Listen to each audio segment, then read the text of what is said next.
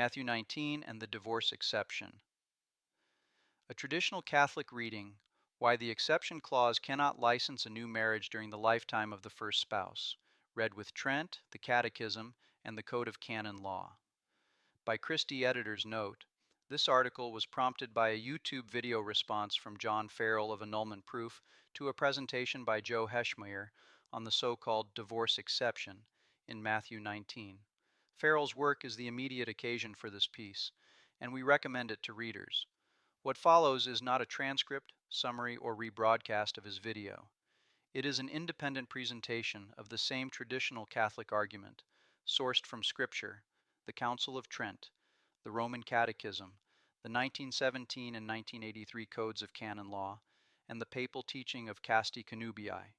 The argument in brief: many Catholics have been taught to read Matthew 19:9 as if Jesus says, "No divorce except for sexual immorality, and then a new marriage is allowed."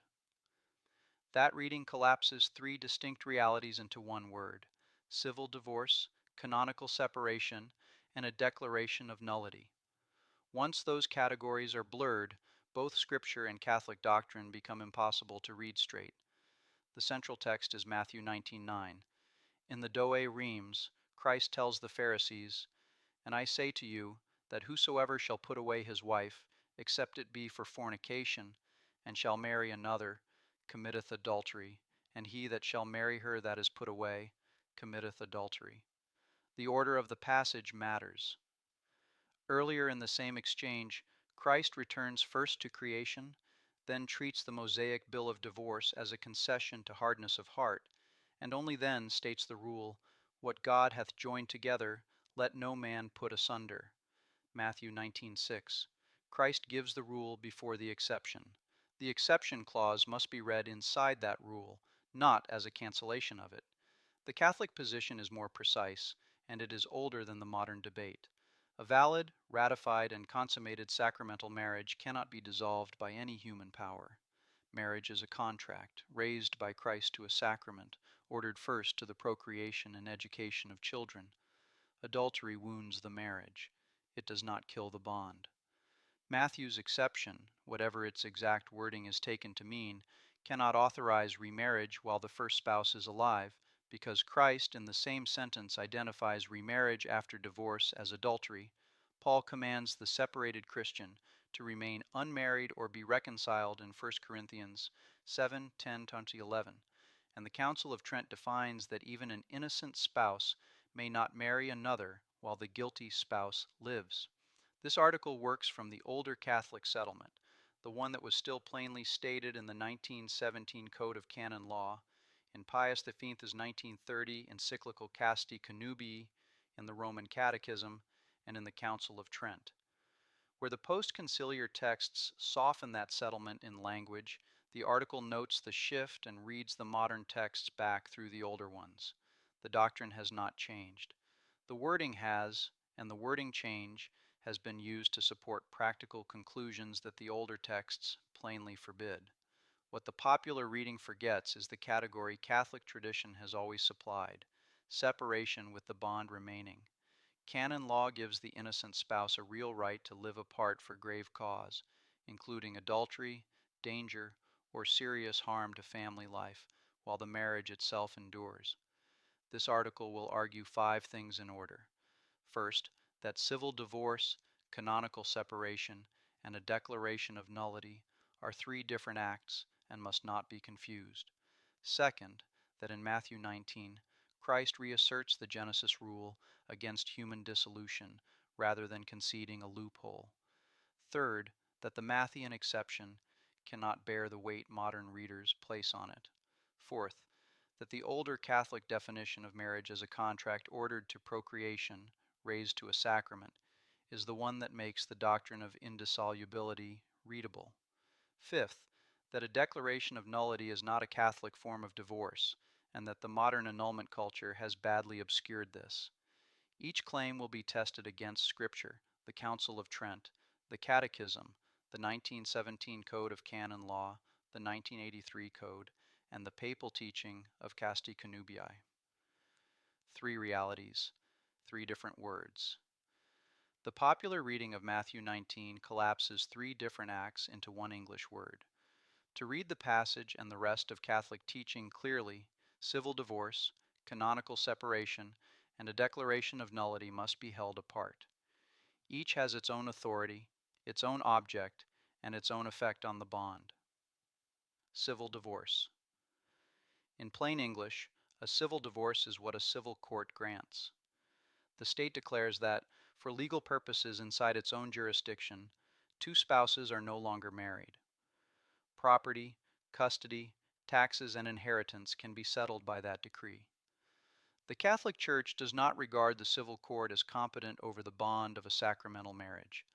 The Catechism of the Catholic Church treats divorce itself as a grave offense against the natural law of marriage, while allowing one narrow tolerated use. If civil divorce remains the only possible way of ensuring certain legal rights, the care of the children, or the protection of inheritance, it can be tolerated and does not constitute a moral offense. That toleration is legal, not doctrinal. Catechism of the Catholic Church 2383 permits a civil filing to protect legal rights when nothing else will. It does not declare the bond dissolved, and it does not authorize remarriage. Leo III makes the underlying principle explicit in Arcanum Divinae, sections 23 to 24. Christian marriage cannot be cut down to a civil contract separated from the sacrament, because Christ has raised the contract of the baptized to a sacrament and reserved authority over it to the Church. The Catechism also names the moral status of divorce itself, as distinct from the narrow civil filing it tolerates. Catechism of the Catholic Church 2384 reads, "Divorce is a grave offense against the natural law. It claims to break the contract, to which the spouses freely consented, to live with each other till death. Divorce does injury to the covenant of salvation, of which sacramental marriage is the sign." Catechism of the Catholic Church 2386 then distinguishes the initiating spouse from the abandoned one. The innocent spouse who is the victim of a divorce decreed by civil law has not contravened the moral law. The spouse who, by contrast, is the one acting is described in the Catechism's own words as the one who through his own grave fault destroys a canonically valid marriage. The order Catholic tradition expects is therefore precise. Where there is a grave cause to separate, the spouse seeks the bishop's permission first. Code of Canon Law, Can. 1153. Row 1 requires that, on grave mental or physical danger to the spouse or to the children, or where common life has become too hard, the local bishop's permission be obtained, with the spouse permitted to act on his own authority only where there is danger and delay, and the case still introduced to the bishop afterward. Once canonical separation is in place, a civil filing may be undertaken in the narrow window CCC 2383 permits, to secure custody, support, or inheritance. Reversing that order, treating the civil court as the first stop and the bishop as an afterthought, is the move CCC 2384 and CCC 2386 describe. A Catholic who initiates a civil divorce without grave cause, or who treats the civil decree as if it had ended a real marriage, has committed grave matter, and the older Catholic moral theology speaks of mortal sin, where the usual conditions of full knowledge and deliberate consent are present. The innocent spouse against whom such a divorce is filed is not at fault. Canonical separation. Canonical separation is the category most Catholics have never been taught. In plain English, it is the church-recognized act of two spouses living apart while remaining husband and wife. They are not free to marry anyone else because the marriage continues to exist. The current law in the Code of Canon Law sets out this category at Canon 1151, Ornew 1155. Canon 1151 requires spouses to keep up common life as husband and wife unless a legitimate cause excuses them. Canon 1152 names adultery as one such cause, while urging Christian charity and the welfare of the family before any decision to live apart. Canon 1153 extends similar relief where one spouse causes grave danger of soul or body, or makes common life too hard. Canon 1155 keeps the door of reconciliation open at every step. Catechism of the Catholic Church 1649 speaks pastorally of the same reality. Catholics whose spouse has abandoned them or who have separated for grave cause remain the husband or wife of the other before God and are called to live their Christian vocation in that state. Separation may be permitted. Remarriage is not. Declaration of nullity. A declaration of nullity, often called an annulment in everyday speech, is the third category and the one most often confused with the others. In plain English, the Church judges that what looked like a marriage was never, in fact, a valid marriage.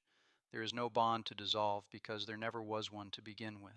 Catechism of the Catholic Church 1629 teaches that the Church, after examination of the case by the competent ecclesiastical tribunal, can declare the nullity of a marriage, which is to say that the marriage never existed.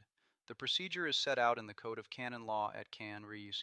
1671 and following, which reserve marriage cases of the baptized to the church judge and supply the rules for hearing them. The presumption stands against an easy nullity. Code of Canon Law, Ken. 1060 states that marriage enjoys the favor of the law, so that in doubt the validity of the marriage is to be upheld until the contrary is proved. A declaration of nullity is therefore not a Catholic permission slip to begin a second life. It is a legal judgment that the first life never began. A side-by-side comparison.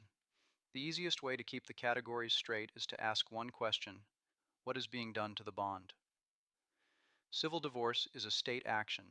It changes the couple's civil status in the eyes of the government, so that questions of property, custody, taxes, support, and inheritance can be handled by civil law. It does not touch the marriage bond before God. A civil court can say, "You are divorced for civil purposes." It cannot say, "What God joined has now been put asunder." It also cannot give either spouse permission to marry someone else in the church. Canonical separation is a church-recognized separation of spouses who remain husband and wife. It answers cases where common life has become gravely harmful, such as adultery, abandonment, danger to a spouse, danger to the children, or other serious harm. The church may permit the spouses to live apart, and civil action may sometimes follow for practical protections, but the bond remains. The separated spouse is not single again. He or she is still married, and therefore is not free to take another spouse. A declaration of nullity is not the ending of a marriage. It is the Church's legal judgment, after examination by a competent tribunal, that no valid marriage ever came into being. This is why a true declaration of nullity can permit a later marriage in the Church. It is not because the first bond was broken. It is because the tribunal has judged that there was no valid bond there to break. Put more simply, civil divorce says, the state will treat you as divorced. Canonical separation says, you may live apart, but you are still married. Nullity says, after judgment by the Church, this was never a valid marriage. None of the three means that a valid sacramental marriage has been dissolved by human power. A note on dissolution. A fourth term, dissolution, returns later. Dissolution is the actual ending of a real bond, and the Church teaches that it is possible only in narrow cases, such as the Pauline privilege and the dissolution of a ratified but non-consummated marriage, treated at Code of Canon Law, Can. 1142-1150. Dissolution is not a synonym for civil divorce, and a ratified and consummated sacramental marriage admits no dissolution by any human power. Why the distinctions matter. When civil divorce, canonical separation, and a declaration of nullity are blurred, two Catholic positions become impossible to hold at the same time. The first is that the Lord forbids the breaking of the bond. The second is that the Church can and does permit innocent spouses to leave a dangerous household, and can and does judge that some apparent marriages were never marriages at all. Both are true, and they are true because they belong to different categories of act. The next section returns to the text Christ chose to settle the dispute, and to the book he chose to settle it from. Before Matthew 19 can be read, Genesis 1 and Genesis 2 must be read with him. In the beginning it was not. So the Pharisees come to Christ with a question that already assumes an answer.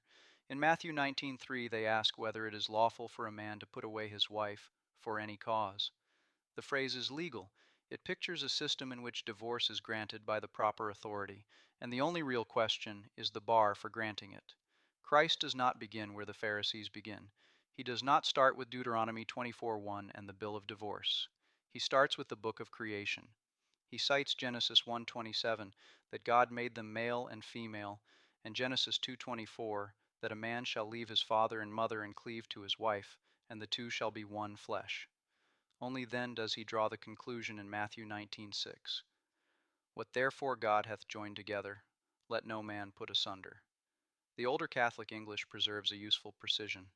The verb is not divorce, it is put asunder. The act forbidden is a man breaking apart what God has joined.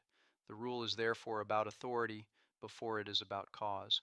Man has no standing to undo what God has done, and no civil court, no church concession, and no private intention can supply that standing. Only after settling this question does Christ address the Mosaic concession.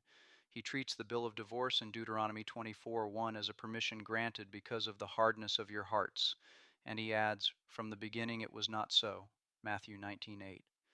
The concession is read inside the original rule, not the original inside the concession. The Catechism makes the same move. The Catechism of the Catholic Church, 1614 to 1615, reads Christ's reply as a return to the Creator's intention, and describes his teaching on indissolubility as a grace of the new covenant, not a heavier burden laid on top of the old. Catechism of the Catholic Church, 1640, then states the legal consequence of that grace. The marriage bond between two baptized persons, validly contracted and consummated, can never be dissolved. The Pharisees asked about cause. Christ answered about authority. When the exception clause appears in Matthew 19:9, it has to be read inside that prior answer, not against it. A note on the Greek Catholic doctrine should not stand or fall on a single Greek word. The teaching on the indissolubility of a ratified and consummated sacramental marriage rests on the whole of Scripture, on the Council of Trent, on the Catechism, and on the Code of Canon Law. The Greek terms used in the divorce and separation passages help to clarify what each verse actually says. They do not, by themselves, decide the doctrine. A short glossary of the relevant terms is worth keeping in view before the next section handles the exception clause and the parallel passages in Mark and Luke. Apostasian, the certificate or bill of divorce in Matthew 19:7. It names the document, not the moral act of severance. Apoluo, to release, dismiss, or send away. This is the verb in Matthew 19:7 and Matthew 19:9. Older Catholic English often renders it put away, which keeps the action visible rather than smoothing it into the legal noun divorce. Chorizo, to separate or put asunder.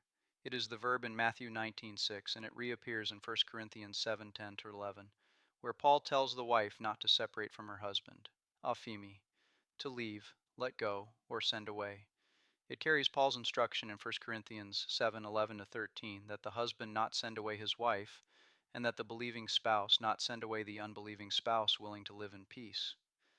Porneia, sexual immorality, unchastity, or unlawful sexual union. The range of meanings is broader than any single English word. Some Catholic interpreters read the Matthean exception clause as referring to an unlawful union that was never a true marriage in the first place. Others read it as grave sexual immorality that permits canonical separation but not remarriage. The USCCB NABRI currently renders Matthew 19:9 as unless the marriage is unlawful, which reflects one Catholic reading in an official U.S. translation. That reading is one Catholic option, not the whole of Catholic doctrine. These Greek terms can be checked in public interlinear displays for Matthew 19:6, Matthew 19:7, Matthew 19:9, Matthew 5:32, and 1 Corinthians 7:10-15. They should not stand in for a critical Greek text or a serious lexicon if the argument is expanded. The consequence clause of Matthew 19:9 uses a different vocabulary. The words behind commits adultery belong to the Greek adultery word family, including forms such as moichetai, rather than to the broader porneia family. Matthew is therefore drawing a line between terms inside the same sentence, and the distinction is real. It is also limited. A word study alone cannot settle whether the exception licenses a new marriage during the lifetime of the first spouse, because that question is not a question about one word. That question is settled, not by a word study, but by the rest of the New Testament read together with the Lord's words in Matthew 19. Whatever the exception means, the rest of the New Testament refuses to let it mean a second marriage. Whatever the exception means, it cannot mean a second marriage. The exception clause in Matthew 19:9 cannot be read alone.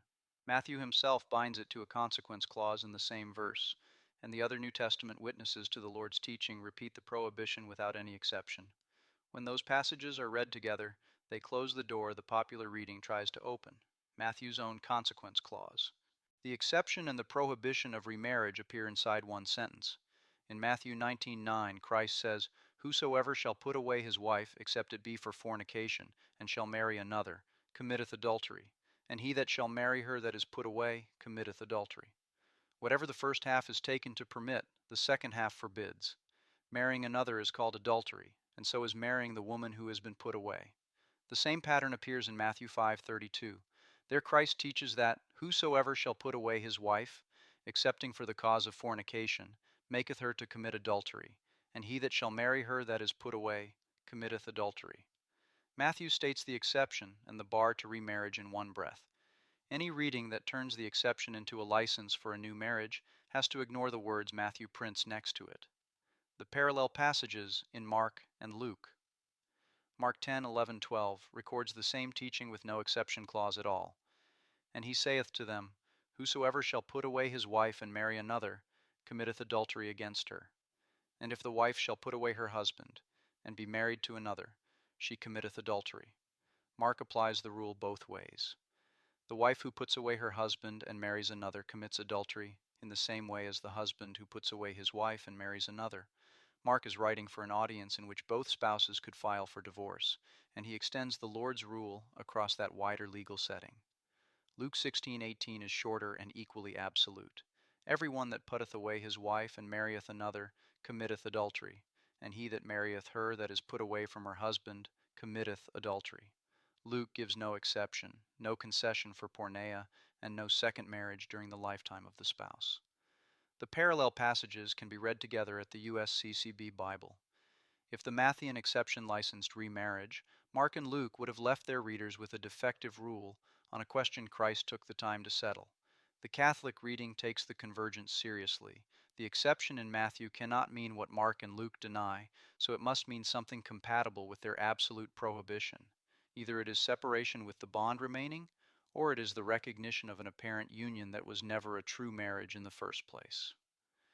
The Pauline witness in Romans, Paul makes the same legal point Christ makes in plain Roman terms. Romans 7:2-3 teaches that the woman who has a husband, while her husband lives, is bound to the law of her husband, and that if she be with another man, while her husband lives, she shall be called an adulteress. Only the death of the husband releases her from that law. The structure of the argument in Romans 7 uses the marriage bond as the analogy for the believer's relation to the law. The analogy works only because the bond holds while both spouses live. If adultery or any other cause could dissolve the bond and license remarriage during the lifetime of the spouse, Paul's analogy would collapse at the first step. The Pauline command. In 1 Corinthians, Paul gives the rule for separated Christians in 1 Corinthians 7:10-11, and he names the source of the command. But to them that are married, not I, but the Lord commandeth, that the wife depart not from her husband. And if she depart, that she remain unmarried, or be reconciled to her husband. And let not the husband put away his wife. The attribution matters. Paul ascribes this rule to the Lord himself, not I, but the Lord, rather than to his own apostolic council. The vocabulary confirms the picture already drawn above. The wife is not to chorizo from her husband, and the husband is not to afimi his wife. The verbs belong to the same family that appears in the Lord's teaching in Matthew and Mark. Paul then supplies the missing category. If the wife does separate, she has two options, and only two. She is to remain unmarried, or she is to be reconciled to her husband. A new marriage during the lifetime of the husband is not on the list. This is canonical separation in plain apostolic language, decades before the formal canonical vocabulary developed. The Convergence 5 witnesses close the same door. Matthew's own consequence clause in Matthew 5:32 and Matthew 19:9 names remarriage after divorce as adultery, even where the exception appears.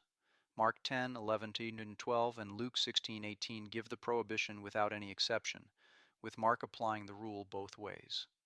Romans 7:2-3 binds the wife to her husband for as long as he lives. 1 Corinthians 7:10-11 commands the separated wife to remain unmarried or to be reconciled on the Lord's own authority. Whatever porneia means in the Matthean exception, it cannot license what Christ, Paul, Mark, and Luke refused to license. The exception has to mean something that fits inside this chorus. It can mean separation with the bond remaining. It can mean the recognition that an apparent union was not a true marriage. It cannot mean a license for a second marriage during the life of the first spouse, because that meaning contradicts the consequence clause Matthew prints in the same sentence and the parallel rules the rest of the New Testament prints in the next chapter and the next book. What Scripture refuses, the Church has formally defined. The Council of Trent, in its 24th session, addresses the Matthean exception directly and binds the Catholic conscience to a precise reading of it. Trent closes the door. The Council of Trent met in part to answer the Reformation's questions about marriage. Some reformers argued that the Matthean exception licensed divorce and a new marriage during the lifetime of the first spouse. In its 24th session, on 11 November 1563, the Council issued the Council of Trent, Session 24, Canons on the Sacrament of Matrimony. 3 of those canons settle the matter for Catholic conscience. Trent's canons are anathema canons. They state a Catholic doctrine and condemn the opposite claim. The Catholic teaching is the claim Trent defends. The anathema falls on whoever denies it. Canon 7. The bond is not dissolved by Adultery. Council of Trent. Session 24. Canon 7 is the central canon for this question. If anyone saith that the Church has erred, in that she hath taught and doth teach, in accordance with the evangelical and apostolical doctrine, that the bond of matrimony cannot be dissolved on account of the adultery of one of the married parties, and that both, or even the innocent one who gave not occasion to the adultery, cannot contract another marriage during the lifetime of the other, and that he is guilty of adultery, who having put away the adulteress shall take another wife, as also she, who having put away the adulterer, shall take another husband. Let him be anathema. The defined Catholic teaching is what Trent says the Church teaches. The bond of matrimony is not dissolved by the adultery of one of the spouses. Neither spouse may contract a new marriage during the lifetime of the other. Even the innocent spouse, the one who gave no occasion to the adultery, is not free to marry again. The man who puts away an adulterous wife and marries another is himself guilty of adultery, and the wife who puts away an adulterous husband and marries another is herself guilty of adultery. Whoever denies these claims falls under the anathema. This canon blocks the popular reading of Matthew 19 at every point where it tries to make room for remarriage. The exception clause, whatever its exact wording is taken to mean, cannot be used to authorize a new marriage during the lifetime of the spouse, because the Council has defined that the bond is not dissolved by adultery, and that the innocent spouse cannot remarry. The Reformation reading is not a tolerated minority opinion inside Catholic doctrine. It is the claim Trent placed under anathema. Canon 8. Separation is permitted. Council of Trent, Session 24. Canon 8 defines the category named in the opening of this article under its canonical name. If anyone saith that the Church errs, in that she declares that, for many causes, a separation may take place between husband and wife, in regard of bed, or in regard of cohabitation, for a determinate or for an indeterminate period, let him be anathema. The defined teaching is that the Church does not err in permitting separation from bed and board for many causes, whether for a fixed period or for an open one. Whoever denies that the Church may permit such separation falls under the anathema.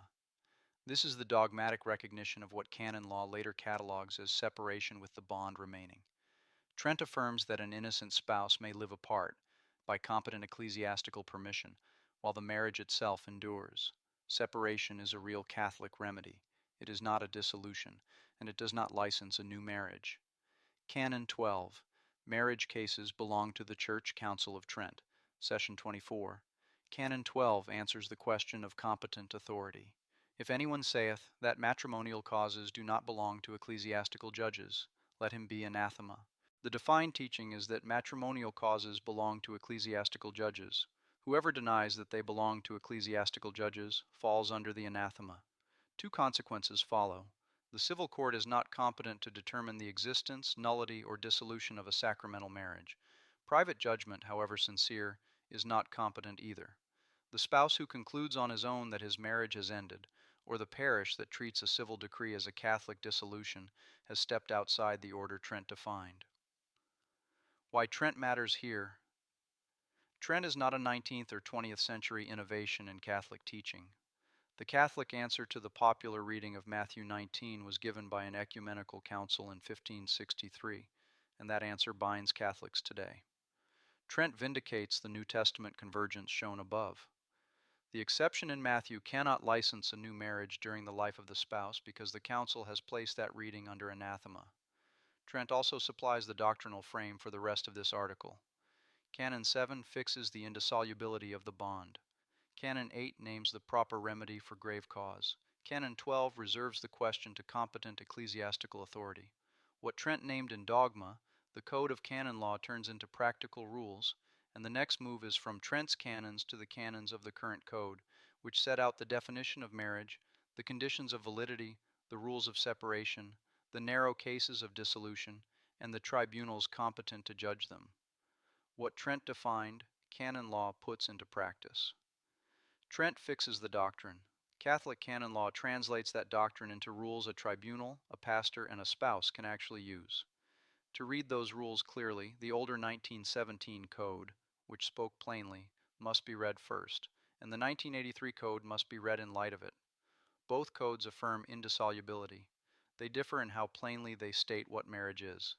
This section therefore begins with the 1917 code and casti connubii, then turns to the 1983 code, names the few narrow cases of dissolution, and ends with the missing category of separation with the bond remaining. Read in this order, the canons show that the Catholic answer to grave marital harm is not divorce in disguise. The traditional definition, a contract ordered to procreation. The older Catholic definition of marriage was stated plainly in the 1917 Code of Canon Law at 1917 Code Can. 1013. The primary end of marriage is the procreation and education of children. The secondary end is mutual support and a remedy for concupiscence. The essential properties of marriage are unity and indissolubility, which in Christian marriage obtain special firmness by reason of the sacrament. The Latin original is matrimoni finis primarius est procreatio, atque educatio prolis, secundarius mutuum adiutorium, et remedium concupiscentiae. Two features of the canon set the tone for the older Catholic settlement. Marriage has a hierarchy of ends, and the primary end is procreation and education of offspring. Mutual help and the remedy of concupiscence are real, but they are secondary, ordered to the primary end, and not in competition with it. The 1917 Code then defined the consent that brings a marriage into being at 1917 Code Can. 1081 Prora 2. Matrimonial consent is an act of the will by which each party gives and accepts perpetual and exclusive rights to the body for those actions that are of themselves suitable for the generation of children. The Latin is consensus matrimonialis, est actus voluntatis quo, utraque pars tradit et acceptat jus in corpus, perpetuum et exclusivum, in ordine ad actus per se, aptos ad prolis generationem. This is the older Catholic definition of marriage in juridical form. Marriage is a contract. The object of the contract is a perpetual and exclusive right over the body, for acts of themselves apt for the generation of children. Christ has raised that contract, between the baptized, to a sacrament. The contract is the matter, the sacrament is the form. Indissolubility is a property of the contract, deepened by the sacrament. Pius X's 1930 encyclical Casti Connubii is the classic papal expression of the same doctrine. The encyclical names offspring as the first of the three traditional Augustinian goods of marriage in Casti Connubii, Garv 11. Thus amongst the blessings of marriage the child holds the first place. It then quotes the 1917 Code verbatim in Casti Connubii, Garv 17. This is also expressed succinctly in the Code of Canon Law. The primary end of marriage is the procreation and the education of children. Pius XIII returns to the same ordering in Casti Connubii Paragraph 54, where he draws the moral consequence. Since therefore the conjugal act is destined primarily by nature for the begetting of children, those who in exercising it deliberately frustrate its natural power and purpose, sin against nature, and commit a deed which is shameful and intrinsically vicious. He names the secondary ends explicitly in Casti Connubii Paragraph 59, while keeping them where the older tradition keeps them. There are also secondary ends, such as mutual aid, the cultivating of mutual love, and the quieting of concupiscence, which husband and wife are not forbidden to consider so long as they are subordinated to the primary end, and so long as the intrinsic nature of the act is preserved. The older settlement is therefore precise on 3 points. Marriage is a contract, raised to a sacrament between the baptized. Its primary end is the procreation and education of children. Its secondary ends are real but subordinate. From that definition, indissolubility follows almost as a matter of course, because the bond is ordered to the children who will exist on the strength of it. The 1983 Code, a softer wording, the same doctrine. The current 1983 Code of Canon Law opens the marriage canons in different language. Code of Canon Law, Can. 1055, 401 reads, "The matrimonial covenant, by which a man and a woman establish between themselves a partnership of the whole of life, and which is ordered by its nature to the good of the spouses and the procreation and education of offspring, has been raised by Christ the Lord to the dignity of a sacrament between the baptized." 3 changes from the 1917 Code are worth noting. First, covenant replaces contract as the headline word. The post-conciliar adoption of covenant as the defining canonical term for marriage is a 20th century reframing, drawn primarily from Gaudium et Spes, par 48, 1965. The older Catholic tradition, from Trent through Casti Connubii and the 1917 Code, speaks of marriage primarily as a contract that Christ has raised to a sacrament. Covenant, as a sweeping replacement for that vocabulary, did not appear in canonical or papal teaching before the Second Vatican Council. Second, the explicit hierarchy of primary and secondary ends is gone. The 1983 canon names the good of the spouses, alongside the procreation and education of offspring, as the 2 things to which marriage is ordered by its nature, with no statement that one is primary and the other secondary. The older texts, including Casti Connubii, par 59, kept the hierarchy explicit. The 1983 wording leaves it implicit at best. Third, the language of perpetual and exclusive rights to the body, for those actions that are of themselves suitable for the generation of children, is gone. The 1983 Code at Can. 1057 Mar 2 redefines matrimonial consent as an act of the will by which a man and a woman mutually give and accept each other through an irrevocable covenant in order to establish marriage. The older juridical concreteness is replaced by softer covenantal language.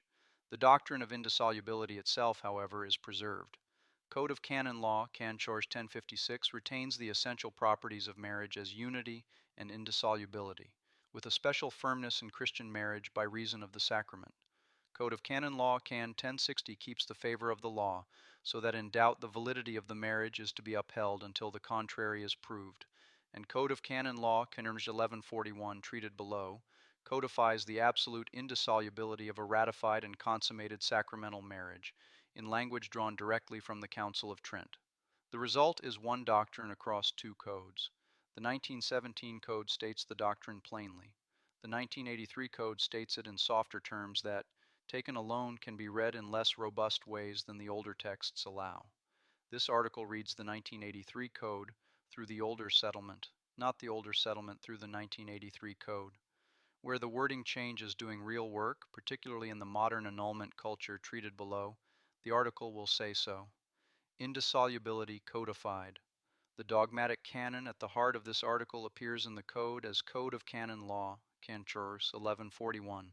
A marriage that is ratum et consummatum can be dissolved by no human power and by no cause, except death. This is the codification of Council of Trent, Session 24, Canon 7. The Latin phrase ratum et consummatum means ratified and consummated. A ratified marriage is a valid sacramental marriage between the baptized. A consummated marriage is one in which the spouses have, after the wedding, performed in a human manner the conjugal act apt for the generation of offspring. When both conditions are present, no human power dissolves the bond, not the state, not the spouses, not the local bishop, and not the pope. The narrow dissolution cases Code of Canon Law, Can. 1142-1150. Then catalog the few cases in which dissolution is possible at all. A ratified but non-consummated marriage may be dissolved by the Roman pontiff for a just cause under Can. 1142. The Pauline privilege, drawn from 1 Corinthians 7:12-15, is set out at Can. 1143, 1147. The Code also recognizes related privilege of faith cases at can. 1148, 1149. These cases are narrow by design. Each one operates outside the category named in can. 1141.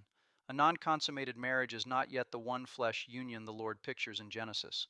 The Pauline privilege concerns the dissolution of a non-sacramental marriage between two unbaptized persons when one is converted and the other refuses to live in peace. The privilege of faith cases concern marriages in which at least one party is unbaptized.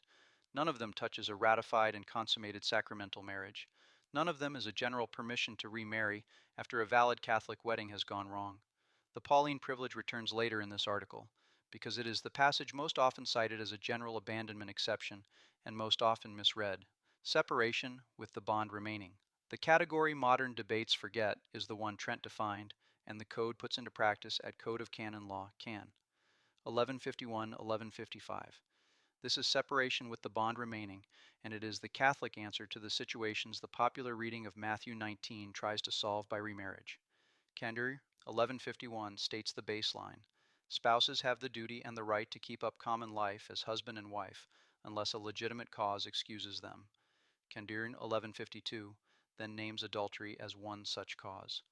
The innocent spouse has the right to live apart on account of adultery, but the canon urges Christian charity and the welfare of the family before any decision to live apart, notes that forgiving the adultery, canonically called condonation, forfeits the right to separate on that ground, and requires a voluntarily separated spouse to bring a separation case within 6 months to competent ecclesiastical authority. Consec 1153 extends the relief to grave non-sexual harm. A spouse who causes grave mental or physical danger to the other or to the children, or who otherwise makes common life too hard, gives the other a legitimate cause for leaving, with the permission of the local bishop, or, if there is danger and delay, on the spouse's own authority pending the bishop's decision. Candor 1154 requires that, when separation occurs, suitable provision be made for the support and education of the children. Candor 1155 keeps the door open. The innocent spouse may laudably take the other back, and in that case gives up the right to separation. The plain English summary is the missing category of the modern debate. The Catholic answer to adultery, abuse, abandonment, and grave harm is not a second marriage. It is real protection through legitimate separation, with the bond remaining intact, with ecclesiastical permission where required, and with provision for the children. The opening of this article named separation with the bond remaining as the category Catholic tradition has always supplied. The Code gives it teeth. Procedural authority. The procedural canons assign these questions to competent ecclesiastical authority in line with Council of Trent, Session 24, Canon 12. The personal separation of baptized spouses is governed by Code of Canon Law, Canonical, in 1671 and following. Can. 1692 provides that, unless legitimately provided otherwise in particular places, a personal separation may be granted in two ways: by an administrative decree from the diocesan bishop, or by a formal sentence from the diocesan tribunal. Marriage nullity cases are reserved to the ecclesiastical judge under the same procedural canons. The 2015 reform Metus Iudex Dominus Iesus restructured several of these procedural rules, and any current treatment must read the canons as reformed. The basic reservation, however, has not changed. The civil court has no authority over a sacramental marriage.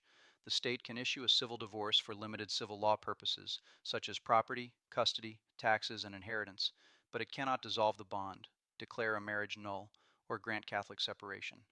Private judgment is no better placed. A Catholic spouse cannot decide on his own that his marriage is over, that his marriage was never valid, or that he is free to live apart on his own authority. Both separation and nullity are reserved to competent ecclesiastical authority, the diocesan bishop and the diocesan tribunal, under the procedures the canons set out. The order of operations therefore matters, and is binding under pain of grave matter. A Catholic with grave cause to separate must approach the bishop first. Code of Canon Law, Conjectus 1153. 1. Requires the local bishop's permission for separation, and permits the spouse to act on his own authority only where there is danger and delay, with the case still introduced to the bishop afterward. Only after canonical separation has been sought may a civil filing be undertaken in the narrow window Catechism of the Catholic Church 2383 permits, where it is the only way to secure custody, support, or inheritance. A Catholic who reverses that order, who walks past the bishop and files for civil divorce on his own initiative without grave cause, has not exercised a private right. he has stepped outside the order Christ committed to his church.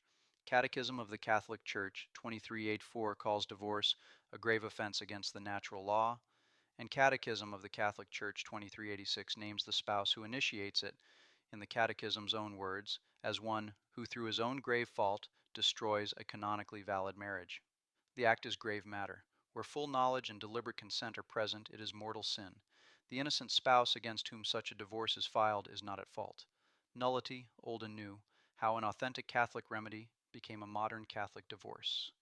A declaration of nullity is a legal judgment, not an act of dissolution. The tribunal does not end a real marriage. It judges that what looked like a marriage was never a valid marriage because some essential element of consent, form, or capacity was missing from the start. So far, the doctrine is uncontroversial, ancient, and good. What has changed dramatically is how the doctrine is being applied. The article needs to be honest about that change because the reader who hears Joe Heschmeyer's case for an invalid union reading of Matthew 19:9 is being asked to swallow not only a novel reading of one Greek word, but the post-conciliar pastoral culture that reading was designed to defend. The pre-conciliar pattern, nullity, was exceptionally rare. Before the Second Vatican Council, declarations of nullity in the Latin Church were rare. They were granted on a short list of clear diriment impediments, the canonical name for the kinds of defect that, by the law of the Church or the law of nature, prevent a valid marriage from coming into being in the first place. The main ones are easy to state in plain language: consanguinity. The two parties were too closely related by blood. The Church does not recognize as marriage a union between, for example, a brother and sister, a parent and child, or in most cases between first cousins. Affinity. The two parties were too closely related by marriage rather than by blood, for example through a previous in-law relationship that the Church treats as a bar to a new marriage. Prior bond. One of the parties was already validly married to someone else who is still living. A second wedding ceremony cannot create a real marriage on top of an existing one, because no person can be the spouse of two living spouses at the same time. Force or grave fear. One of the parties was coerced into the wedding, whether by physical force or by serious threats. Marriage is a free act. A wedding extracted from someone under duress is not a valid exchange of consent, because the will is not free. Impotence. One of the parties, before the wedding and permanently, was physically incapable of the marital act itself. This is a separate question from infertility. The Church has always held that a couple who cannot consummate their marriage cannot in fact contract one. Defect of canonical form. A baptized Catholic, bound to the Church's law on how a marriage is to be celebrated, attempted marriage outside that form, for example a Catholic married only in a civil ceremony, or in a non-Catholic religious ceremony, without the dispensation the Church can grant in some cases. Without the proper canonical form, the wedding does not produce a valid Catholic marriage. A tribunal in 1950, confronted with a couple whose marriage had broken down, simply did not have the canonical tools to re-describe a normal Catholic wedding as no marriage at all. Either some clear impediment or defect was present, in which case nullity could in principle be declared, or the marriage was valid, in which case the parties could be granted canonical separation, but had no path to a new marriage in the Church. The categories were narrow and the burden was high. The older standard for capacity for marriage. The 1917 Code stated the old school requirements for the capacity to marry in two short canons. 1917 Code, Cantus 1082. Paragraph 1. Name the knowledge requirement. In order that matrimonial consent be possible, it is necessary that the contracting parties be at least not ignorant that marriage is a permanent society between man and woman for the procreation of children. Can 1082, or R2. Then close the door on later second guessing by stating that this ignorance is not presumed after puberty. 1917 Code, Can. 1068. Fara 1. Name the physical requirement. Antecedent and perpetual impotence, on the part of either spouse, makes a marriage null by the very law of nature. Ordinary sterility. The same canon adds at Ferber 3, does not. That was the standard. A man and a woman who knew that marriage is a permanent union of the sexes for the begetting of children, and who were physically capable of the marital act, had the capacity to marry. There was no third gate of psychological evaluation, no examination of mature personal love, and no inner life to be diagnosed years after the wedding. The post-conciliar shift, nullity as a pastoral path. After the Second Vatican Council, that began to change. The 1983 Code introduced, at Remarriage 1095, three grounds of incapacity for matrimonial consent that the 1917 Code did not state in the same way. The following are incapable of contracting marriage, furthering those who lack the sufficient use of reason, saddening those who suffer from a grave defect of discretion of judgment concerning the essential matrimonial rights and duties mutually to be handed over and accepted, third agreeing those who are not able to assume the essential obligations of marriage for causes of a psychic nature. The third ground, incapacity to assume the essential obligations of marriage for causes of a psychic nature, is the central piece. It opened the door, under the heading of psychological incapacity, to nullity findings based on diagnoses, evaluations, and judgments about the inner life of one or both spouses at the moment of consent, often years after the wedding. Read narrowly. The canon names a real and ancient principle. A person who is genuinely unable to give marital consent does not give it. Read broadly. It has been used to grant nullity in cases that, under the older settlement, would have been clear cases of a valid but troubled marriage. The result, especially in the United States, has been a dramatic post-conciliar expansion of nullity findings. American tribunals working under the 1983 Code have produced annulment numbers far above pre-conciliar levels, with Canon 1095 2 degree and Canon 1095 3 degree doing much of the work. The doctrine of nullity has not changed, the application has. In practice, in many places, nullity has come to function as a Catholic substitute for divorce in everything but the canonical label, even though the Church's official teaching continues to insist that no such substitute exists. Pope Benedict XVI's 2009 address to the Roman Rota named the same concern from inside the Vatican itself, warning against an inflated use of incapacity grounds and recalling that grave defect of consent must be genuine, not merely the diagnosis of an unhappy outcome. The numbers. What the older Catholic settlement looked like in practice can be glimpsed from a single historical fact about the Sacred Roman Rota, the Church's universal appellate tribunal for marriage cases. The Rota's activity on marriage cases was so limited in the late 19th century that after a period of effective dormancy from 1870, it had to be formally revived by Pope St. Pius VI in his 1908 Apostolic Constitution Sapienti Concilio.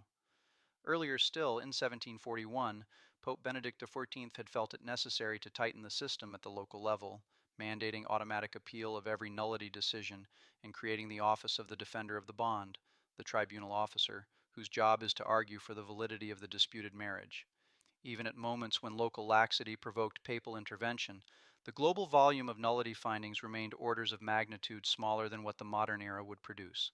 The Church did not aggregate worldwide statistics in the modern sense before the 20th century, but every contemporary source treats annulment in the older settlement as rare. The post-conciliar trajectory of the United States, drawn from the Vatican's own statistical yearbook of the Church, Annuarium Statisticum Ecclesiae, as compiled by canonist J. Ziegler in the Catholic World Report's Annulment Nation Report, is starkly different. The 1968 figure represents the pre-reform baseline. In 1970, the United States bishops obtained Vatican permission for the American norms, which permitted a single judge rather than three, allowed cases to be heard in the diocese of the petitioner, and made appeal of a nullity finding discretionary rather than automatic. 6 years later, the number of U.S. annulments had increased by a factor of roughly 86. The 1983 Code then introduced Can. 1095 3 degreeing the causes of a psychic nature ground, and U.S. nullity findings climbed to a peak of 63,933 in 1991, an increase of roughly 189 times the 1968 figure. American tribunals have since pulled back, with CARA reporting roughly 19,000 to 20,000 annulments initiated per year in the United States over the past decade. The worldwide picture in 2007 frames the U.S. figure even more sharply. The Vatican's Statistical Yearbook reported 58,322 declarations of nullity for the Universal Church that year. The United States, with 5.9% of the world's Catholics, granted 35,009 of them, or 60% of the global total. Italy, the next largest contributor, granted 2,625. Africa, with 14% of the world's Catholics, accounted for 0.9% of the Church's annulments. Of U.S. ordinary process annulments in 2007, 99.6% were granted on defective consent grounds, the same family of grounds the 1983 Code introduced and that Pope Benedict XVI's 2009 Rota address singled out as overused. The numbers are not the doctrine, and the doctrine has not moved, but the older Catholic settlement, the one in which an annulment was a rare juridical finding on a clear impediment, can be read directly off the contrast. A single national church producing 60% of the world's annulments while holding 6% of its Catholics is not a church handing down rare findings on clear impediments. It is the visible shape of the modern annulment culture this article has named. The porneia as invalid union reading, the same move in exegesis. The exegetical companion of the post-conciliar annulment culture is the invalid union reading of the Matthean exception. On that reading, when Christ says except for fornication, he means except where the union was not a true marriage in the first place. This reading is now common in Catholic apologetics. It is also a 20th century novelty. The unlawful union interpretation of porneia in Matthew 19:9 is most often associated with the work of the French Jesuit Joseph Bonservin, whose 1948 monograph Le Divorce dans le Nouveau Testament argued the case in detail. From there, it entered Catholic biblical scholarship and, by the second half of the 20th century, popular Catholic apologetics. The USCCB NABRI currently renders Matthew 19:9 as unless the marriage is unlawful, reflecting that line of interpretation in an official U.S. Catholic translation. Catholic interpreters before the modern period, including the Fathers, the medieval doctors, the Roman Catechism, and the divines who shaped Trent, did not read the Matthean exception that way.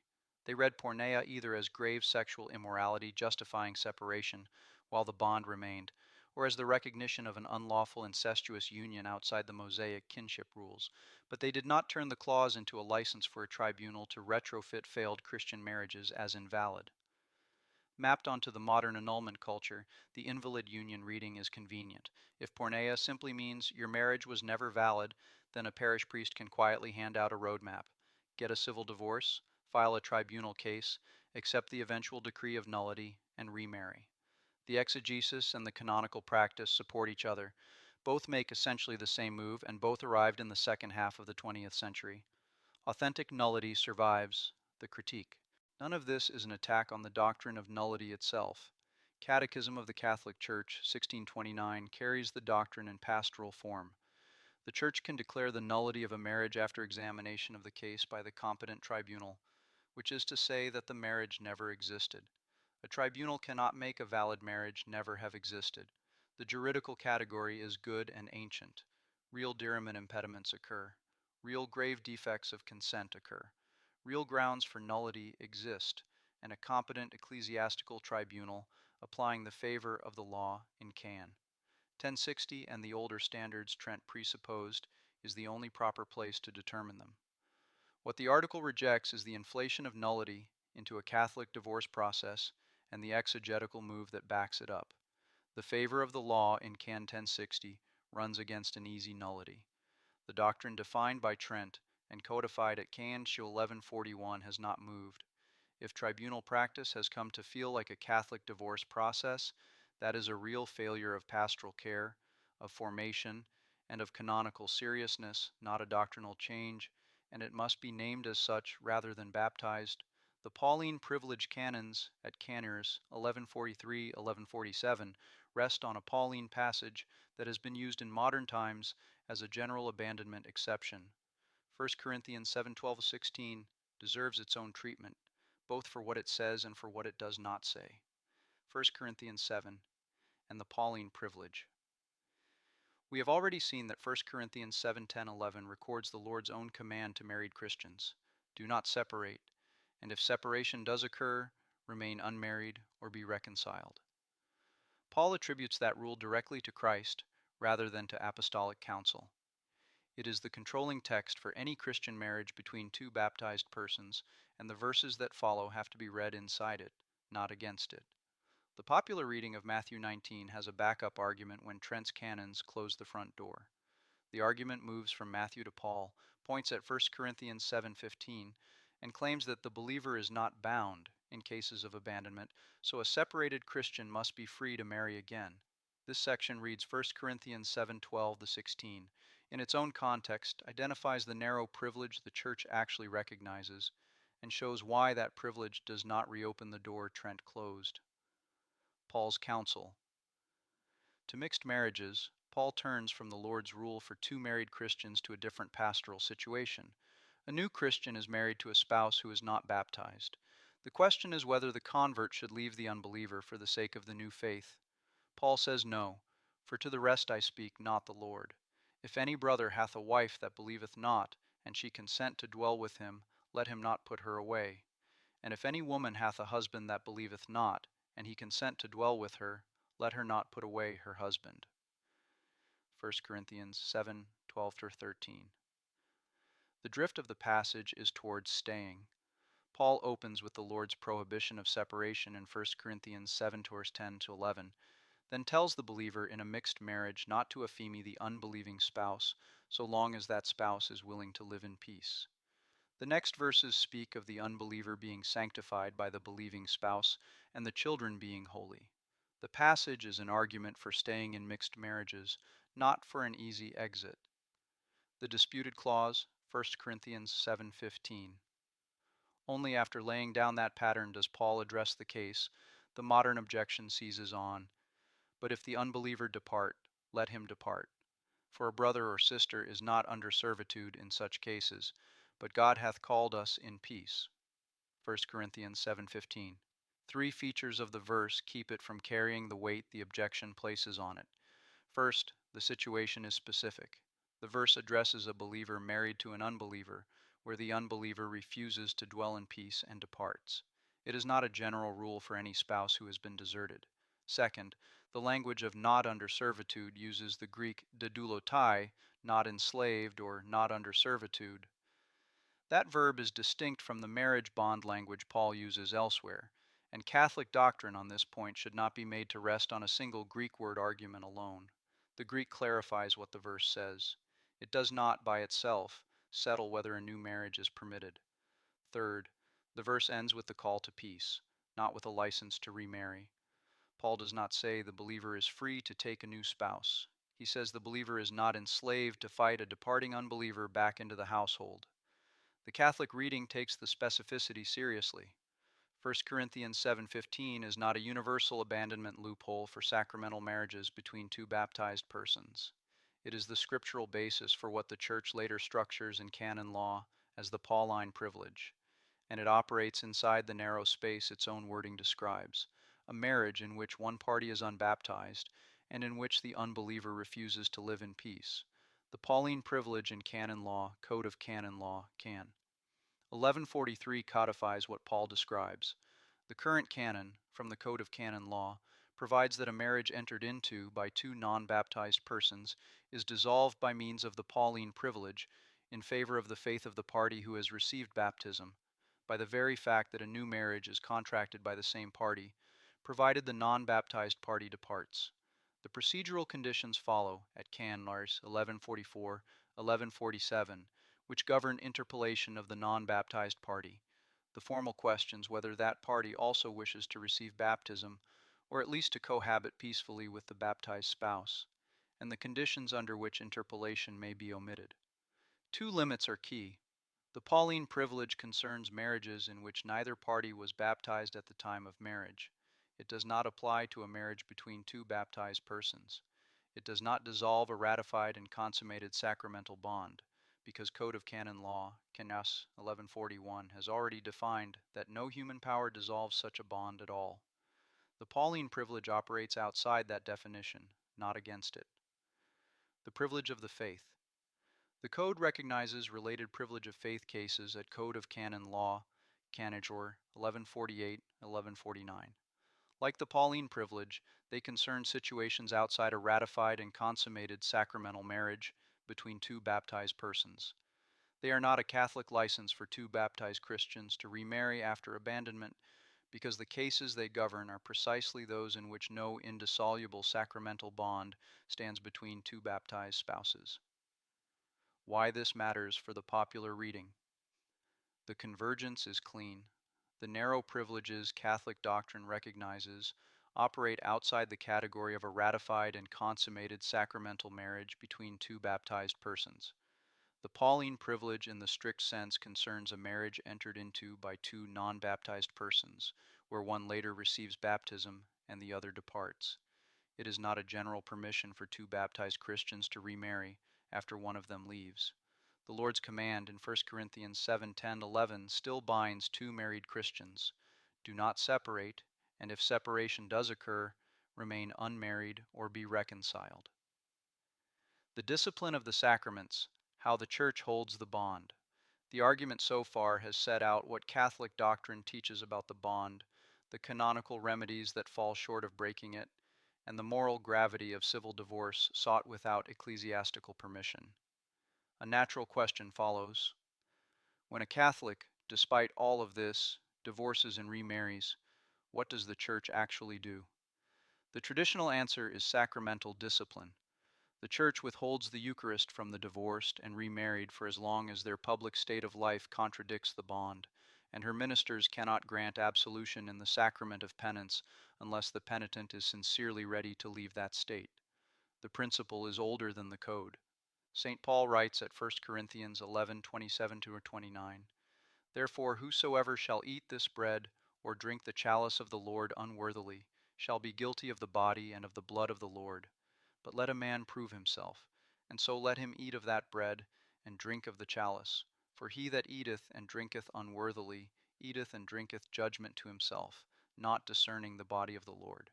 The Church has read this text for 2 millennia as a divine law warrant, not a merely ecclesiastical preference. To receive the body of Christ in a state of public, persistent, grave sin is to drink judgment to oneself. The current canonical expression of this principle is Code of Canon Law, Can. 915. Those upon whom the penalty of excommunication or interdict has been imposed or declared, and others who obstinately persist in manifest grave sin, are not to be admitted to Holy Communion. The Pontifical Council for Legislative Texts, 2000. Declaration on Candiar 915 interpreted this canon authentically. The prohibition, the Council declared, by its nature is derived from divine law and transcends the domain of positive ecclesiastical laws. It applies to the divorced and remarried because their public state of life satisfies all three required conditions: grave sin understood objectively, obstinate persistence in an objective situation of sin that the will of the individual does not bring to an end, and manifest character. The Council reasoned that the resulting scandal affects at the same time both the sacrament of the Eucharist and the indissolubility of marriage, and stated that no ecclesiastical authority may dispense the minister of Holy Communion from this obligation in any case, nor may he emanate directives that contradict it. Confession follows the same logic. Familiaris Consortio Farbor 84 declares that reconciliation in the sacrament of penance can only be granted to those who, repenting of having broken the sign of the covenant and of fidelity to Christ, are sincerely ready to undertake a way of life that is no longer in contradiction to the indissolubility of marriage. Only then can absolution be given and the Eucharist received. The discipline operates under authority the Church did not invent. At Matthew 16:19, Christ gave Peter the keys of the kingdom of heaven and the power to bind and loose, with binding and loosing force in heaven. At John 20:23, he gave the apostles the power to forgive sins and to retain them. The bishops and priests who refuse absolution and the Eucharist to a Catholic in a public state of grave sin are exercising that office, not improvising one. The keys are real keys, and the stakes they are turned on are eternal. St. Paul writes at 1 Corinthians 6:9-10 that neither fornicators nor idolaters nor adulterers shall possess the kingdom of God. The letter to the Hebrews adds at Hebrews 13:4, marriage honorable in all and the bed undefiled. For fornicators and adulterers God will judge. A Catholic who divorces a living spouse and contracts a second civil union while the first spouse lives is, by the Lord's own words at Matthew 19:9, an adulterer, and is in a public and continuing state of grave sin. Scripture is clear about where that unrepented state ends: hell. The Church withholds the sacraments not to drag such a Catholic down, but because she refuses to be the instrument by which a soul is sealed in that state under the cover of a sacrament received unworthily. The path back to the sacraments is the path back to the bond. Repentance and separation from the second union are what reopen the way to absolution and the Eucharist. The bishop and the parish priest hold the keys not to lock people out of the kingdom, but so that there is somewhere for them to walk back to. None of this falls on the innocent spouse. The Catholic who tried to keep the marriage and was divorced against his or her will is not in the same position as the spouse who initiated the divorce or who entered a second union. The innocent spouse has not entered a public state of grave sin against the bond. Catechism of the Catholic Church 2386 is explicit. It can happen that one of the spouses is the innocent victim of a divorce decreed by civil law. This spouse, therefore, has not contravened the moral law. The discipline of the sacraments tracks the public state of the conscience, not the bare fact that a marriage has been broken. The Church bars the publicly unworthy. She protects the wounded. This was, before the post-conciliar collapse of practice, the visible sacramental shape of the indissolubility of marriage in Catholic life. A Catholic who divorced was not formally excommunicated, but was understood to be ineligible for the sacraments as a manifest public sinner against the bond until the situation was resolved. The modern practice of admitting essentially every divorced and civilly remarried Catholic to communion without further question is not a recovery of mercy. It is the same accommodation visible across the rest of the modern annulment culture, and it has had the same effect of hiding the bond from the sight of the faithful. The traditional discipline is not a punishment, and it is not a refusal of mercy. It is mercy in its hardest form. The Church loves the souls in her care too much to confirm them, in the very act of receiving the body of Christ, in a public state of life that the Lord Himself has called adultery while the first spouse lives. To confirm them in that state is to confirm them on the road Scripture says ends in damnation, and the Church will not lend her sacraments to that lie. The pastoral duty, in the words of the Pontifical Council, is to act with as much patience as firmness, as a protection to the sanctity of the sacraments and a defense of Christian morality, and for the correct formation of the faithful. The minister who refuses communion to a publicly unworthy communicant is not closing the door of the Church on him. He is keeping the door open by refusing to seal the communicant's conscience inside the lie that the situation is fine and by leaving him a real path of return. Other objections to all of this repeat across modern Catholic apologetics. Each can be answered briefly without giving up any of the ground Trent, the Code, the New Testament, and the older sacramental discipline hold. Answering the strongest modern objections. The popular modern Catholic strategy for Matthew 19 reads porneia only as an invalid or unlawful union, and treats that single Greek word argument as the whole defense of the Catholic position. Joe Heschmeyer's video, the immediate occasion for this article, presents that case clearly, and the USCCB NABRI currently reflects it, unless the marriage is unlawful. That reading, however, is a 20th century novelty, not the patristic and tridentine reading the Church carried for 15 centuries before it. The traditional Catholic reading is that the exception clause permits separation for grave cause while the bond remains, with porneia as the broader umbrella term covering grave sexual offenses against the marriage. The Catholic case does not need to stand or fall on either reading of the Greek because Trent, the Code, and the rest of the New Testament close the door whatever porneia is taken to mean. The bond, not the Greek word, is the load-bearing column.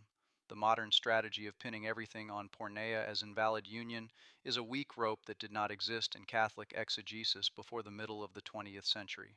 Objection: the exception has to mean something. It does. The Catholic reading the Fathers, the medieval doctors, and Trent carried for 15 centuries is that the exception permits separation with the bond remaining, the remedy code of canon law, can. 1152 still names by name. The 20th century reading, current and popular Catholic apologetics, is that the exception covers the recognition of an unlawful union that was never a valid marriage in the first place. The two readings give the exception different content. They give it the same limit.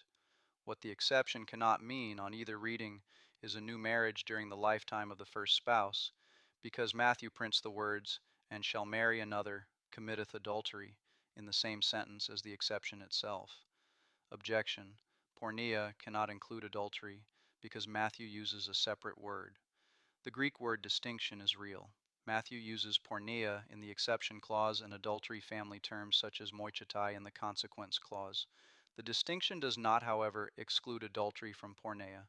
Porneia is the broader umbrella term in New Testament Greek for grave sexual offenses generally, including fornication, adultery, incest, and other unchastity, while moicheia and its cognates name the specific offense of adultery proper. This is the standard usage in the Septuagint, in Paul, 1 Corinthians 5:1, 1 Corinthians 6:13-18, 1 Thessalonians 4:3, and in the Fathers, and it is why porneia can without contradiction cover both adultery and the unlawful incestuous unions some interpreters see in the Matthean exception. Even granting the strictest possible reading, the distinction does not by itself license a new marriage. Mark 10:11-12, Luke 16:18, Romans 7:2-3, 1 Corinthians 7:10-11, and Council of Trent, Session 24, Canon 7 together refuse that conclusion. Objection. If adultery permits separation, it must dissolve the bond. This is a category mistake. Catholic law has always distinguished the right to live apart from the dissolution of the bond. Council of Trent, Session 24, Canon 8 defines that the Church does not err in permitting separation from any causes, and Council of Trent, Session 24, Canon 7 defines that the bond is not dissolved by adultery. Adultery wounds the marriage, it does not kill it. Objection.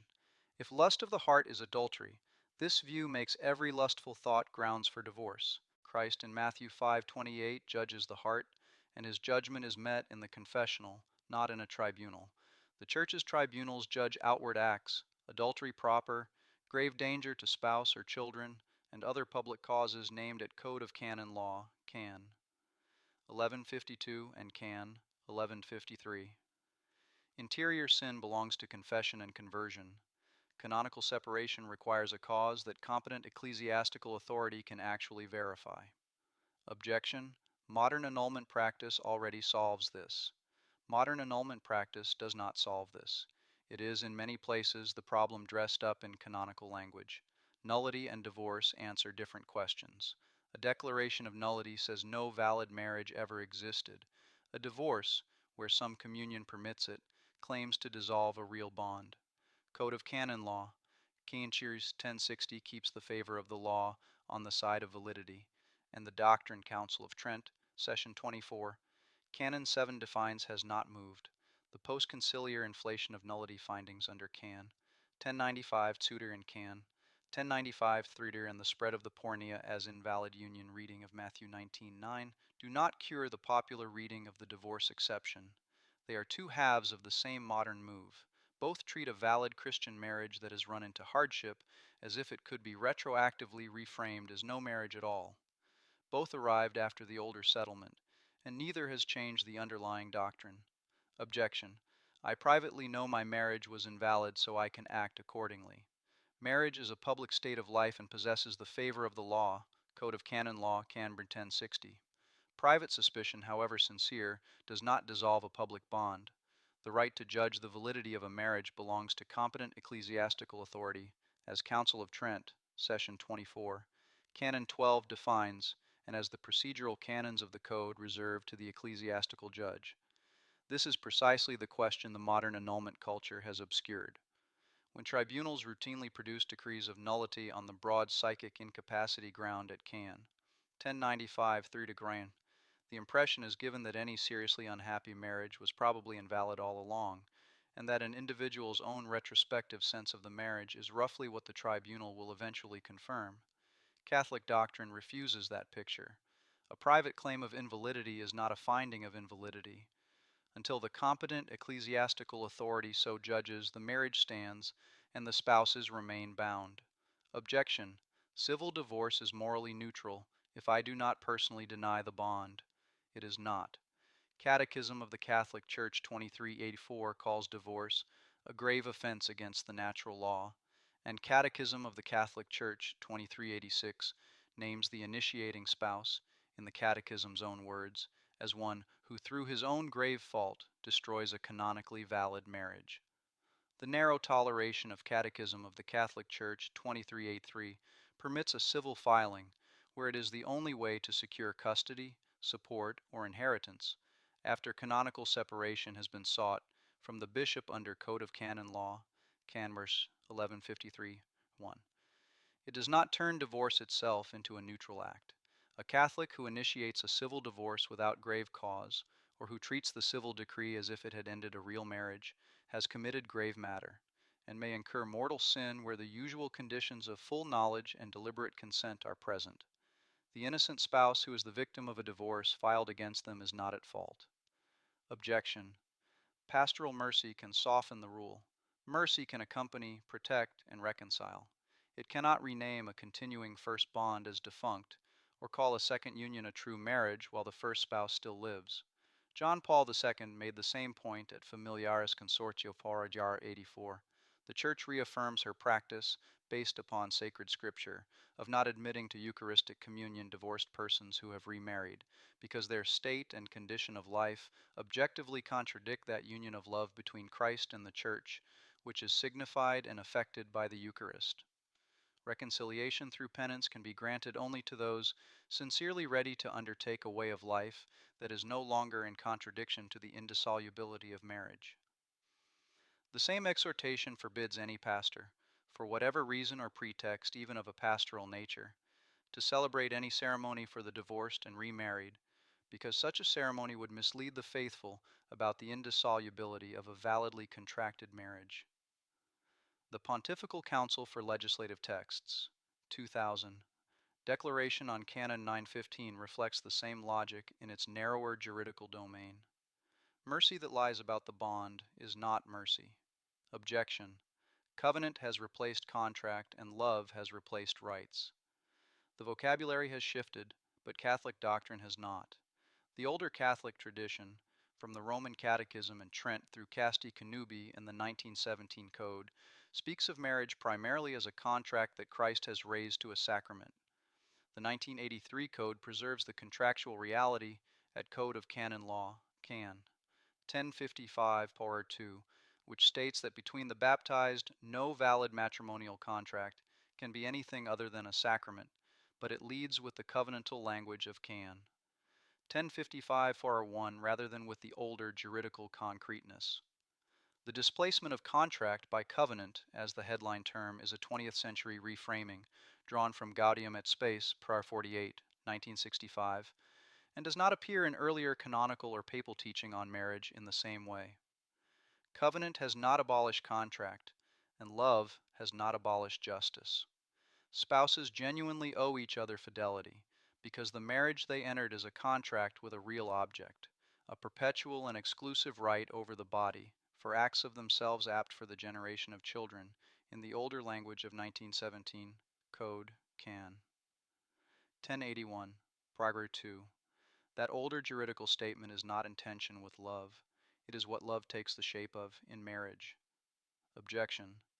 The 1983 Code has replaced the 1917 Code, so the older definition no longer applies. The 1983 Code abrogated the 1917 Code as a positive law, but that does not erase the older doctrine.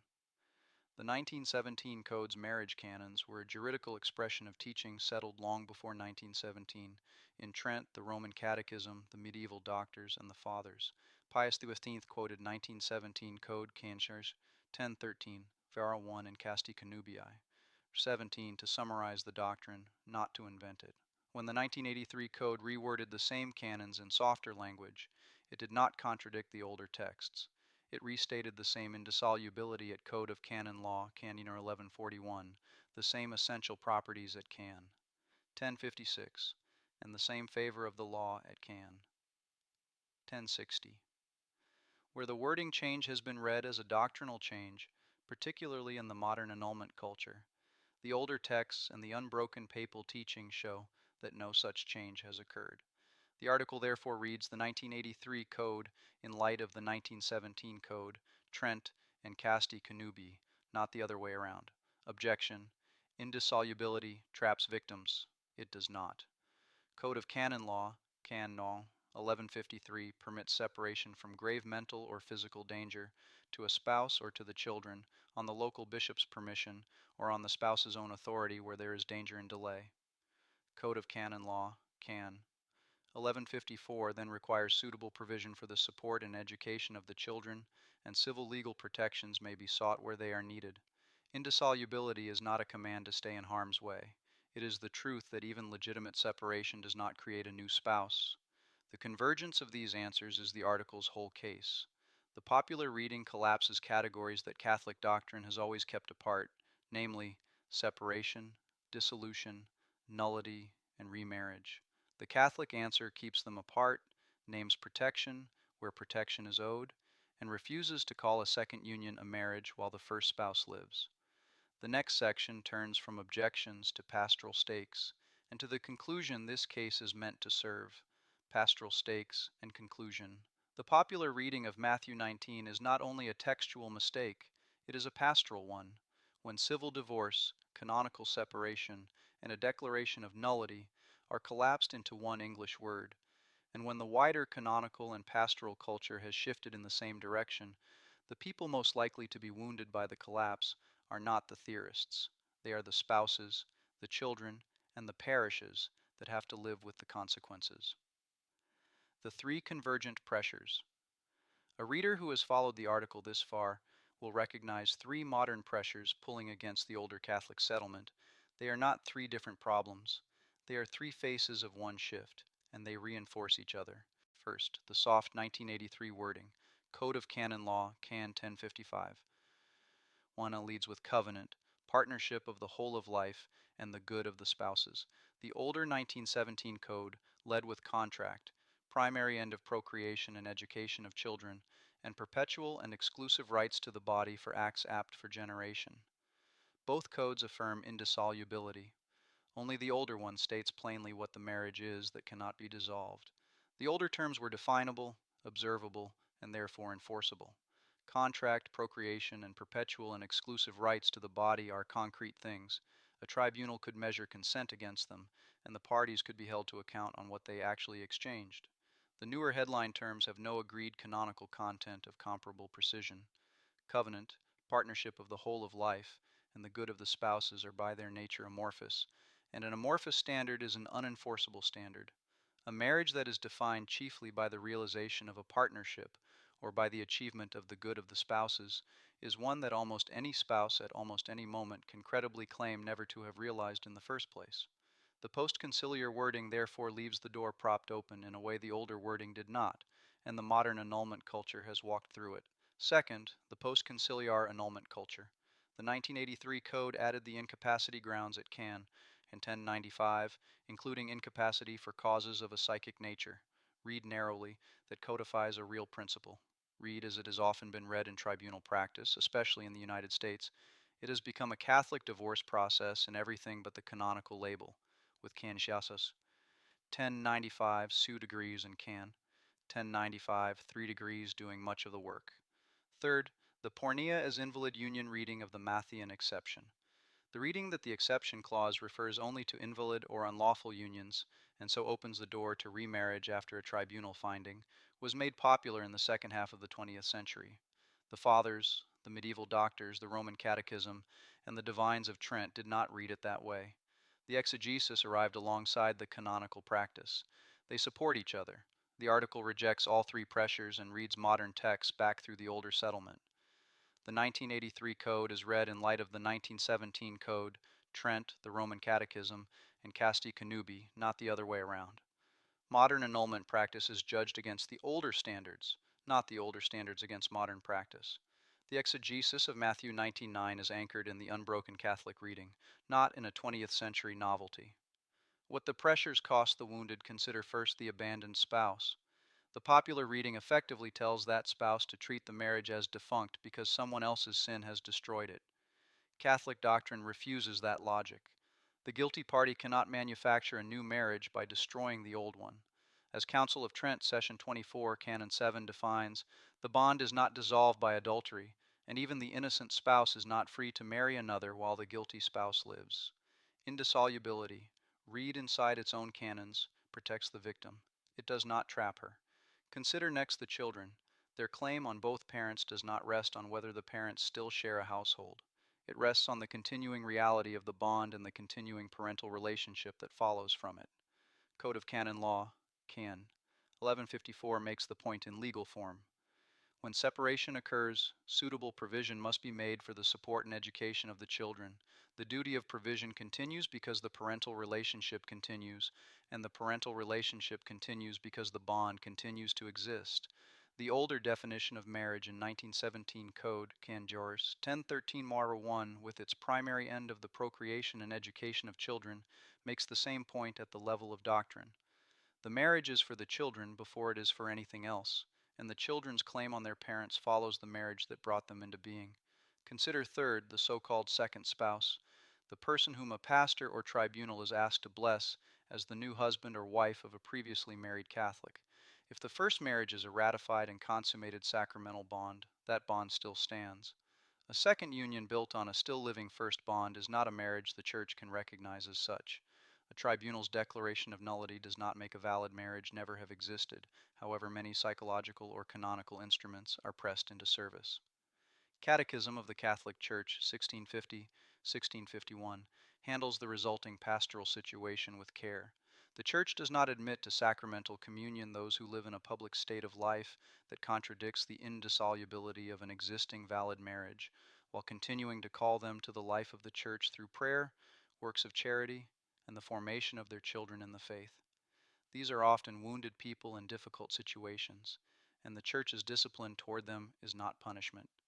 It is honesty about a bond that is still there. Consider finally the Church's own witness.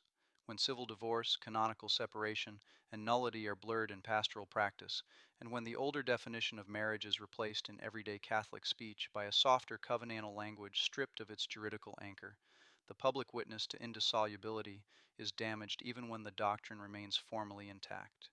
Mercy that is truthful is a real mercy. Mercy that quietly renames a continuing first bond as defunct or quietly retrofits a valid marriage as never having been valid is a pastoral injustice to the abandoned spouse and a quiet contradiction of Code of Canon Law, Canonical 1141, of Council of Trent, Session 24, Canon 7, and of the older canons and papal teaching that gave them their full sense. Recovering the missing pastoral practice, the Catholic answer to grave marital harm is canonical separation with the bond remaining. Trent defined it at Council of Trent, Session 24, Canon 8. The Code puts it into practice at Code of Canon Law, Canon 1151, Palm 55. Most American parishes do not teach on it, and many Catholics have never heard the phrase. Pastors and laity should learn to use the Trent and Canon 1151 to 1155 framework again, so that an innocent spouse has a real Catholic remedy, and the bond is not quietly annulled by silence, by tribunal practice, or by a softer reading of Matthew 19:9 than the Fathers and the Divines of Trent ever allowed. The argument restated. The case of this article can be stated in 7 declarative sentences. Civil divorce, canonical separation, and a declaration of nullity are 3 different acts, with 3 different authorities, 3 different objects, and 3 different effects on the bond. The popular reading of Matthew 19:9 only works by collapsing them into one English word, and once they are pulled apart again, the popular reading falls apart with them. In Matthew 19:3-6, Christ reasserts the Genesis rule against human dissolution rather than conceding a loophole. He gives the rule first, treats the Mosaic bill of divorce as a concession to hardness of heart, and only then states the exception, so the exception has to be read inside the rule and not the other way around. Whatever the Matthean exception means, it cannot license a new marriage during the lifetime of the first spouse. Matthew's own consequence clause calls such a remarriage adultery in the same sentence. Mark 10:11-12 and Luke 16:18 give the prohibition with no exception at all. Romans 7:2-3 binds the wife to her husband for as long as he lives. 1 Corinthians 7:10-11 commands the separated Christian to remain unmarried or be reconciled on the Lord's own authority. And Council of Trent, Session 24, Canon 7 places the contrary claim under anathema. The Catholic remedy for adultery, abuse, abandonment, and grave harm is not a second marriage. It is separation with the bond remaining, defined at Council of Trent, Session 24, Canon 8, and put into practice at Code of Canon Law, Canonies 1151, 1155. The order of operations binds the Catholic spouse who has a real cause to leave. The bishop is approached first under Can. 1153 for 1, and a civil filing is tolerated only after, and only in the narrow window Catechism of the Catholic Church 2383 permits, to protect custody, support, or inheritance. A Catholic who reverses that order, who walks past the bishop and treats the civil court as the first stop, has committed grave matter, and the older moral theology speaks of mortal sin where full knowledge and deliberate consent are present. The innocent spouse against whom such a divorce is filed is not at fault. The older Catholic definition of marriage, stated plainly in 1917 Code, Can. R. 1013, Fiagra 1, and quoted by Pius X in Casti Connubii, Fiagra 17, names the procreation and education of children as the primary end and the matrimonial consent of the spouses as a perpetual and exclusive right over the body for acts of themselves apt for the generation of children. That definition is the one that makes indissolubility readable, and the softer 1983 language of covenant, partnership of the whole of life, and the good of the spouses must be read back through it, not in place of it. A declaration of nullity is not a Catholic form of divorce. It is a legal judgment that no valid marriage ever came into being, and the modern annulment culture, with its inflated use of the psychic incapacity grounds it can, 1095 Tüdingen can, 1095 Thüdinger its abandonment of the older can, 1060 favor of the law in everyday practice, and its reading of the Matthean exception as a pointer to invalid unions has obscured this without moving the underlying doctrine an inch. A tribunal cannot make a valid marriage never have existed, however many psychological or canonical instruments are pressed into the attempt. The Church holds the bond in her sacraments as well as in her canons. Code of Canon Law, Canors 915, Familiaris Consortio, paragraph 84, and the Pontifical Council for Legislative Texts, 2000 Declaration on Can. 915 bar the divorced and civilly remarried from Holy Communion and from absolution in the sacrament of penance for as long as their public state of life contradicts the indissolubility of an existing valid marriage. That discipline is not a cruelty, and it is not a refusal of mercy. It is the hardest form of mercy, the mercy that refuses to seal a soul in the sin Christ himself calls adultery at Matthew 19:9, and that Scripture warns will not inherit the kingdom at 1 Corinthians 6:9-10 and Hebrews 13:4. Mercy that quietly renames a continuing first bond as defunct is not mercy at all. It is a lie told over a wound. The Canon. The whole article exists to make one Catholic sentence readable.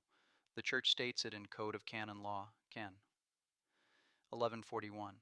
A marriage that is ratum et consummatum can be dissolved by no human power and by no cause except death. In plain English, when two baptized Christians have validly married each other and lived as husband and wife, no civil court, no spouse, no bishop, and no pope can end the marriage. Only the death of one of them ends it. Sources cited Scripture. Douay Rheims Bible. Genesis 1 and Genesis 2, especially Genesis 1:27 and Genesis 2:24. Douay Rheims Bible. Deuteronomy 24, especially Deuteronomy 24:1. Douay Rheims Bible. Matthew 5, especially Matthew 5:27-32. Douay Rheims Bible. Matthew 19, especially Matthew 19:3-9. Douay Rheims Bible. Mark 10, especially Mark 10:11-12. Douay Rheims Bible. Luke 16, especially Luke 16:18. Douay Rheims Bible. Romans 7, especially Romans 7.23. Douay Rheims Bible. 1 Corinthians 7, especially 1 Corinthians 7:10-16. USCCB. Nabre, Matthew 19, translation evidence for the Matthean exception. Greek and Interlinear Aids Bible Hub. Interlinear displays for Matthew 19:6, Matthew 19:7, Matthew 19:9, and Matthew 5:32. Bible Hub interlinear displays for 1 Corinthians 7:10, 1 Corinthians 7:11, and 1 Corinthians 7:15. Annulment statistics. J. Ziegler, Annulment Nation, Catholic World Report, April 28, 2011. Compiles U.S. and worldwide declarations of nullity from the Vatican Secretariat of State's Statistical Yearbook of the Church. Annuarium Statisticum Ecclesiae, including 1968 baseline of 338, the 1991 U.S. peak of 63,933, the 2007 worldwide total of 58,322, with the U.S. accounting for 60%, and the 1741 reform of Pope Benedict XIV, creating the office of the Defender of the Bond. Annulment Rules Eased, Washington Post, July 27, 1981, contemporary reporting on the 1970 American norms and the post-1968 surge in U.S. annulments. Center for Applied Research in the Apostolate, CARA. Frequently Requested Church Statistics, recent U.S. annulment initiation figures, Sacra Romana Rota. Catholic Encyclopedia, 1913. Historical background on the Rota's curial role, and the long pre-1908 period of restricted activity Council of Trent, Session 24, 1563, Canons on the Sacrament of Matrimony Council of Trent, Session 24, Canon 7, the bond is not dissolved by adultery, Council of Trent, Session 24, Canon 8, separation permitted, Council of Trent, Session 24, Canon 12, marriage cases reserved to ecclesiastical judges, Code of Canon Law, 1917, Pio Benedictine, 1917, Code of Canon Law, Canon Jur 1013 and Can. 1081, Primary Secondary Ends of Marriage, Matrimonial Consent as Perpetual and Exclusive Rights to the Body, for action suitable for the generation of children, with Latin text available at the 1917 Codex Juris Canonici Code of Canon Law, 1983, Code of Canon Law Can. 1055 Can, 1056 Can, 1057 and Can, 1060 Code of Canon Law Can, 1095, incapacity for matrimonial consent, including causes of a psychic nature. Code of Canon Law, can. 1141, can. 1142, 1150, can. 1143, 1147, and can. 1148, 1149, indissolubility, narrow dissolution cases, Pauline privilege, and related privilege of faith cases. Code of Canon Law, can. 1151, 1155, separation with the bond remaining, including can. 1152, can. 1153, can. 1154, and can. 1155, Code of Canon Law, canon. 1671 and following, procedural canons, including can. 1692, Catechism of the Catholic Church. Catechism of the Catholic Church, 1614, 1615, Marriage and God's Plan. Catechism of the Catholic Church, 1629, 1631, Matrimonial Consent. Catechism of the Catholic Church, 1640, Effects of the Sacrament of Matrimony. Catechism of the Catholic Church, 1649, 1651, Goods and Requirements of Conjugal Love. Catechism of the Catholic Church. 383, Offenses against the Dignity of Marriage. Papal Teaching. Leo III, Arcanum Divini, especially sections 23 to 24. Pius IX, Casti Connubii, especially paragraph 11. The child holds the first place among the blessings of marriage. Paragraph 17.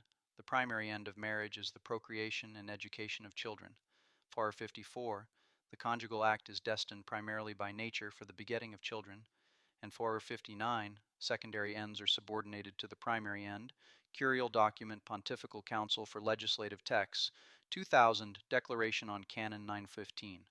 For the immediate occasion of this article, see John Farrell of Annulment Proof in his video response to a presentation by Joe Heschmeyer. This article is an independent presentation of the same traditional Catholic argument and is not a transcript or summary of his video. Substack button label, share, URL, https orthotcat.substack.com pp Matthew 19 and the divorce exception. UTM source, Substack and UTM, medium, email on UTM, content and share in action share. Caption, thanks for reading. This post is public, so feel free to share it. Substack subscribe. Caption, thanks for reading. Subscribe for free to receive new posts and support my work. Language, N.